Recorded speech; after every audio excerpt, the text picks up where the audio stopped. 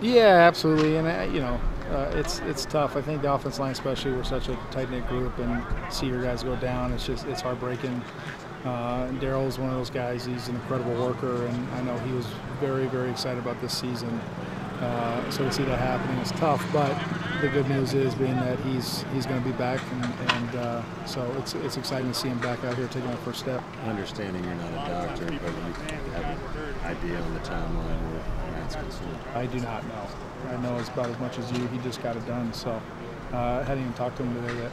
I guess in the grand scheme of things, what it could have been, this sounds like decent news. Is that, would you agree, or not necessarily? I Scope don't. versus like a ACL or something. Yeah, I don't think it's anything remotely close to that. But I don't know all the details.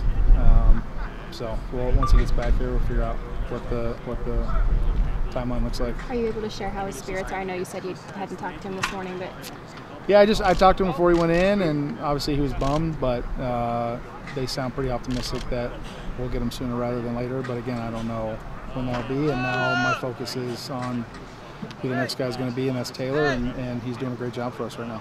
Ryan, what's it been like for you and Trey? Is it any more pressure on you guys, not just to perform, but also how to stay healthy because it is so thin?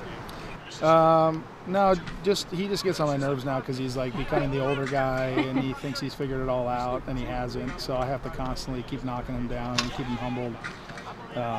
So that's the only thing. But no, Trey, it's funny to see the roles reversed where, I was constantly reminding him or getting irritated about him stepping on my feet and not knowing what to do and where to go or how to do something. And now watching him do the same thing with newer guys next to him, it's pretty amusing, especially as long as I've known Trey. And so I have to remind him that he was the same way and to have a little bit more patience with some of the younger guys. What have you seen from Jeremiah?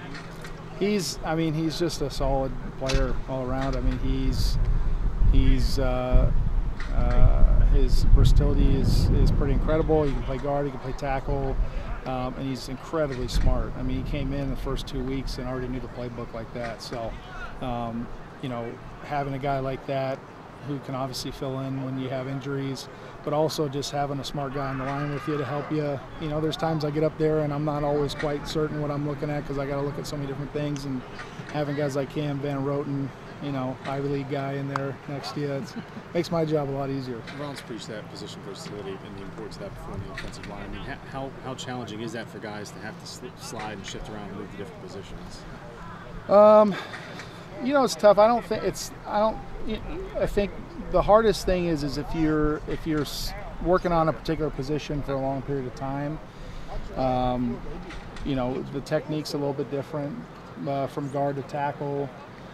Center to guard, so it's not impossible, but it's definitely different. I think we have a pretty good mindset in our room that it doesn't matter. We play offensive line, and we're not a guard, we're not a center, we're not a tackle. Although I don't think they're going to be putting me at left tackle anytime soon. But that being said, that's our mentality, and we guys have to know every position. That's what we're expected to know, every position. We get tested each and every week on every position, so we have to know the entire offense, and it's for these kinds of situations is the reason.